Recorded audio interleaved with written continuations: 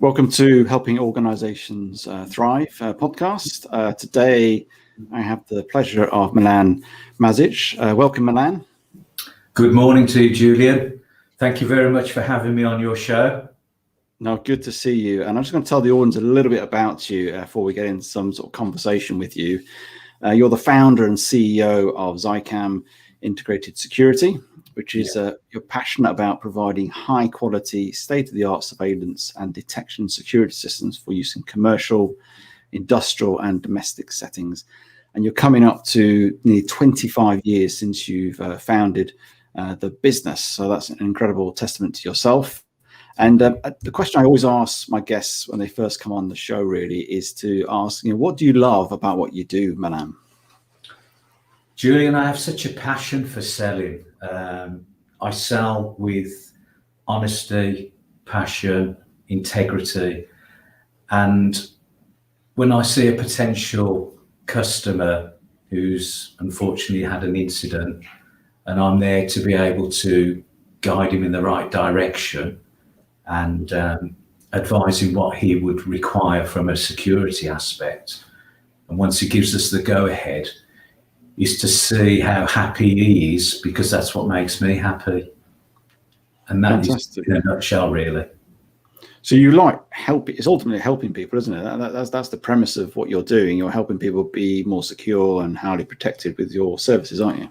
Very much so. That's what we are about, because as the founder of the business, I always try to ensure that all my staff had the same principles and desires, so that would feed across the company.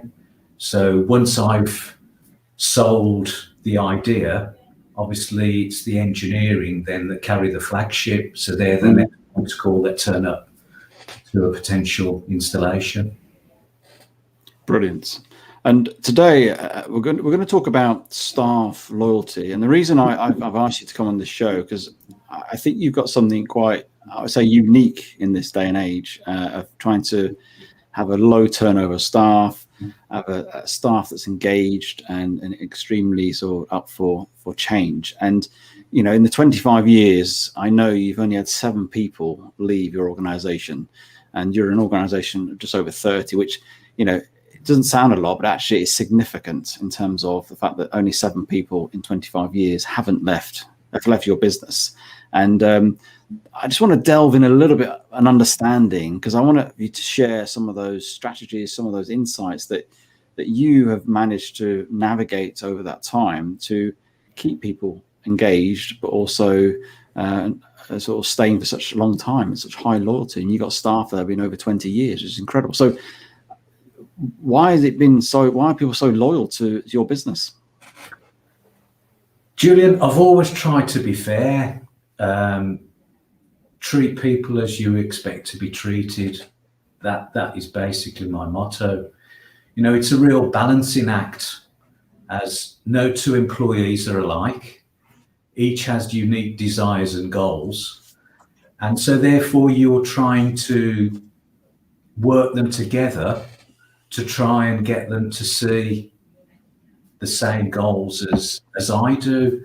So I've always tried to, as an example, taking on new staff. The whole idea, as far as I'm concerned, is pairing a new employee with a mentor, which is a great component to add to your onboarding process.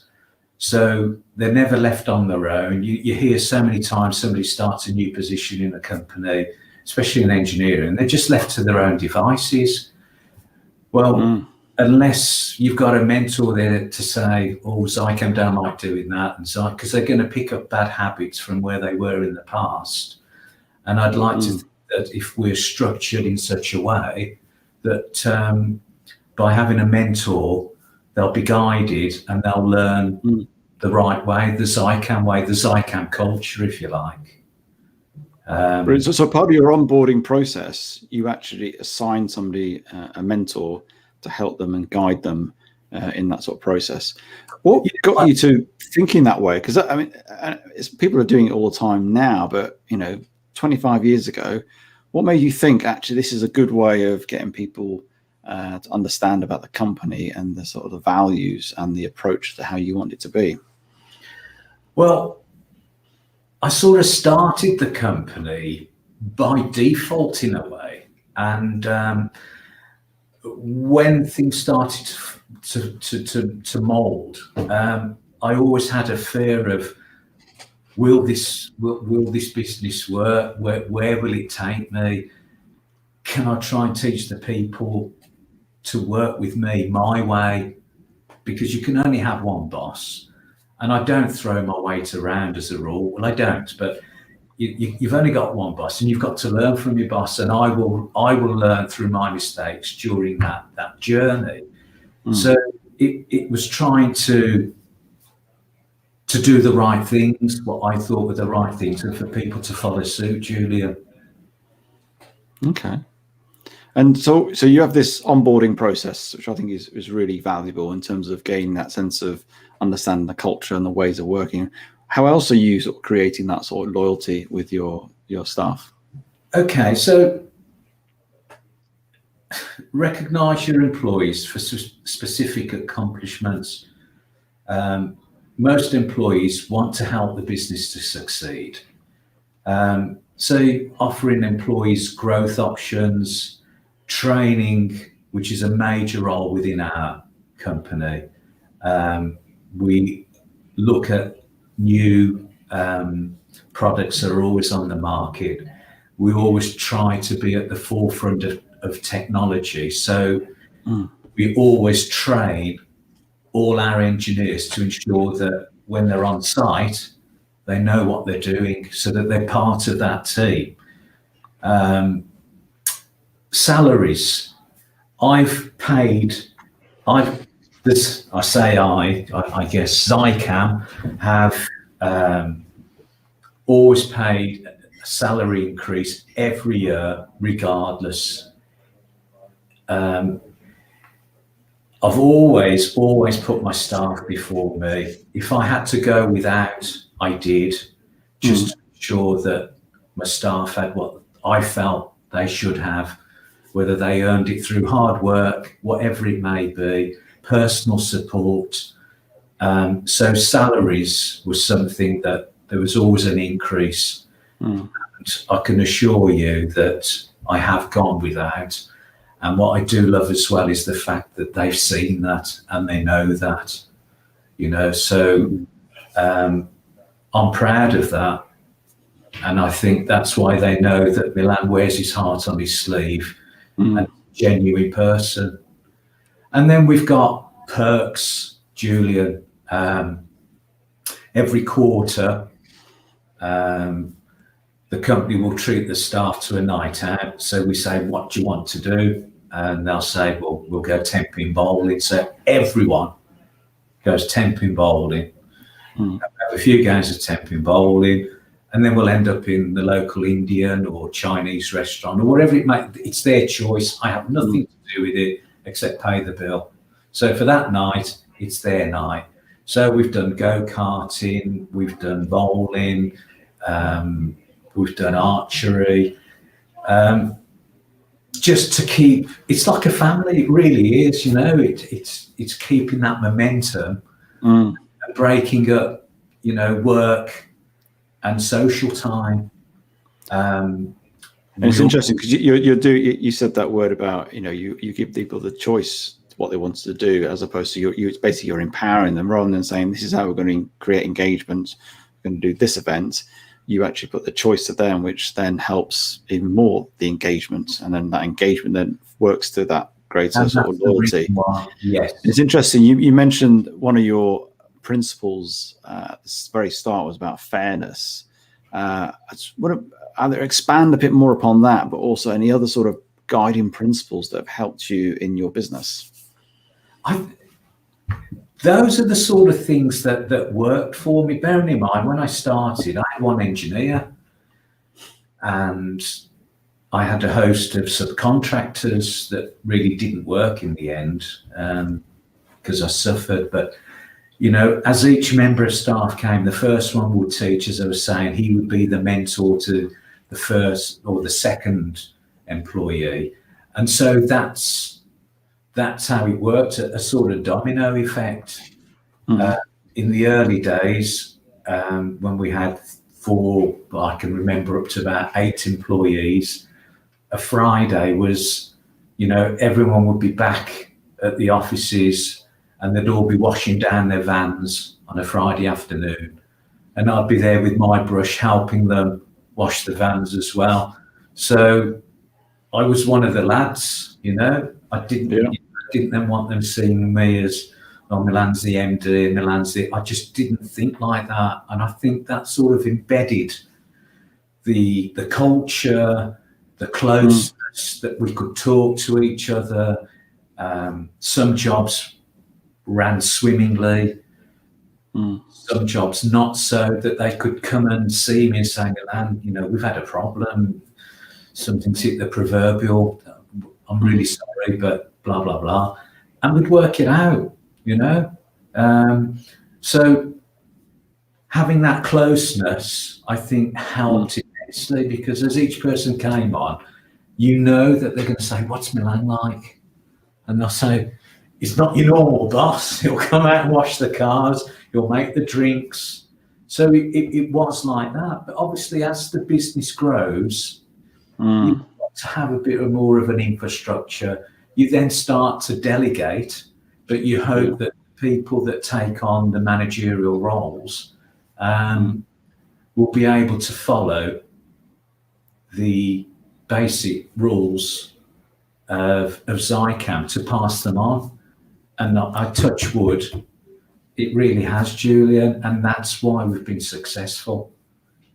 And that's what I was going to ask, actually, because obviously, some people might be listening now who've got bigger businesses, which is fine. And I guess what would be your advice to, your future self, in terms of how do you take your business? I know you're trying to scale as well. When you may have more double staff, triple staff in years to come, how will you maintain that loyalty and that engagement? What are your thoughts on that in terms of going forward with your employees? Be nice. Be approachable. Be nice. It doesn't matter whether you've got 34 staff like we have with 15 subcontractors, and may I add that those 13 of the 15 contractors have had an association with Zicam for over 17 years, which is really amazing. We've got 2 of those subcontractors who have actually been with me 25 years on my very, very first installation, who are in their late 50s and they're still going strong.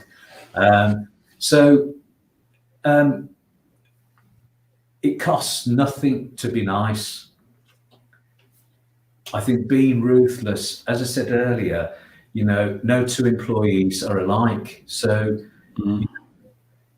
it's difficult sometimes to balance it. But if you take that time to understand each individual as a human being, knowing what outside interests they have, and trying to guide, sort of work with them and talk about what they love. So I've always tried to do that, and I feel that they're the basic rudiments of a successful business. Be nice to people, they'll be nice to you. You earn that mutual respect, and without repeating myself, in my opinion, many moons ago, I had 172 subordinates, and I know that I was loved by all, because I would never refuse anybody. I was always approachable, and I would do anything for anyone. So that to me is if I'm approachable, that means that any person can knock my door, and whether it's home life, work life, whatever it may be, I'll do it. I remember, sadly, 4 years ago, one of my engineers who's been with me 11 years, his wife had a brain tumor and sadly didn't recover. He was pretty much off work for 1.5 years, and I paid him a full salary. Wow. never deducted a penny. I felt sorry for him.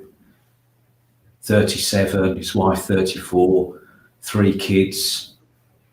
And I had to take myself to where he is to understand the emotions that he's going through, knowing that he's got to work to bring money into the house and feed his family.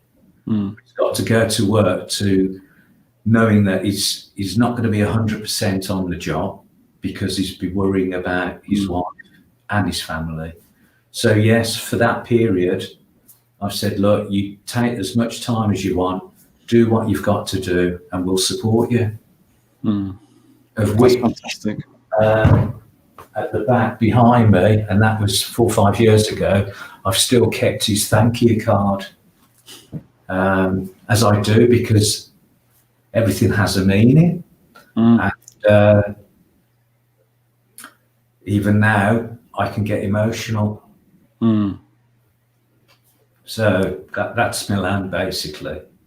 No, that's an amazing story, and I think it's interesting what I've just got from just what you've just been saying. Actually, you have processes in place in terms of creating this loyalty. You've gone through all of them, but actually, it's more than a process here. This is empathetic leadership. This is leadership that values people and really engages with people and sees the person holistically rather than just in the workplace and you're paying them, therefore they must do the job. Actually, you're going beyond that. So not only are you stepping down into the sense of helping them out, being with them, or engaging them when they're in sort of difficult situations like that guy you just talked about. And I think that's the difference in terms of making organizations really sort of thrive and really grow and creating that culture. And it does start from leadership. It does start from the top, where you have to value people as people, and that's what you're doing. And I think that's in you, and obviously you've then worked out processes. What else have you sort of other thoughts are on that in terms of, if I look back at, I guess, the last 12 months, which has been a really tough time for a lot of organizations. And we know that empathetic leadership has become a bit more of a prominent thing and a way of helping organizations grow. What have you been doing any differently in the last 12 months through COVID, or have you just continued the same vein or thought differently about it? Julian, COVID was a worrying time because like everyone out there, because it affects every human being, every business conceivable. We were all affected. We were all not knowing where this was going to take us. We were, as a business, fortunate that some of our customers were sort of frontline, and as a business, we were recognised as frontline. So the first thing we had to do was to ensure that all our PPE was up to date, that we'd got everything possible.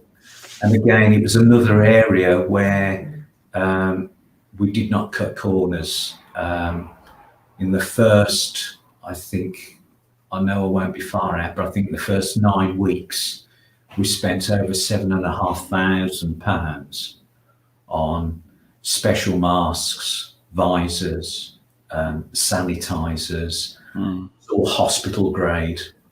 And then, of course, what happened, a lot of people took advantage. So when you first bought that mask, it was £50. Then the same mask was £95. The same sanitizer from 90 went to 150. And, sadly, people benefited in those areas, or took advantage, should I say. So we knew that the workforce were geared, that they were safe, and obviously I ensured that filtered through to the management team. And where we had members of staff, we set them up to work at home. We had skeleton staff at work because we were still getting deliveries, etc. And the rest of the installation team were out on the road permanently. Yeah. So we would have Zoom calls at night if it needed be, phone calls. So that's how we looked after them as well. We've now got, we self-test once a week, every Monday. We have a self-testing kit where you apply a fob to your nose and put it into a test tube and then pour it onto a swab, and it should give you a reading within 15 minutes. It's one that the government acknowledge. So again, we feel that we've got the right equipment. And touch wood, we've not lost anyone through COVID. Brilliant. So we've been very, very lucky. I feel very bad for companies that obviously have had to furlough and in some cases have lost their business. It really is sad, and my heart goes out to them. And it seems that you've, as you seem to approach your business, you approach it through the, I guess, the human sort of filter in terms of what's best for my people, what's best for the individuals. And you've adapted, you've invested in terms of all the sort of you needed to do and the adaptations.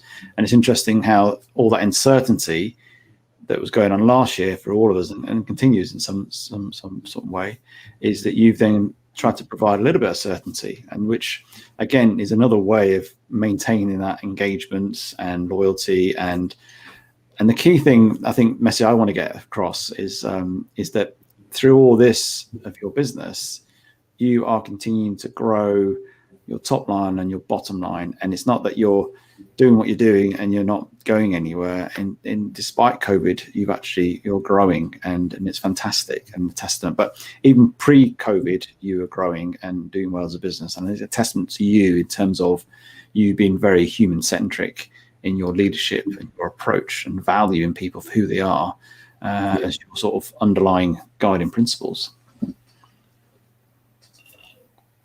If you don't mind me saying so, I'd have to agree, because that's how I feel. We are continuing to grow.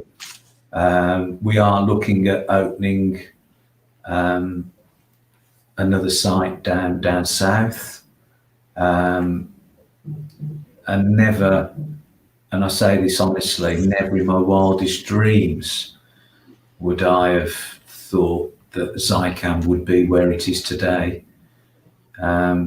Because I started from my bedroom all on my own, and it was quite a task at the time.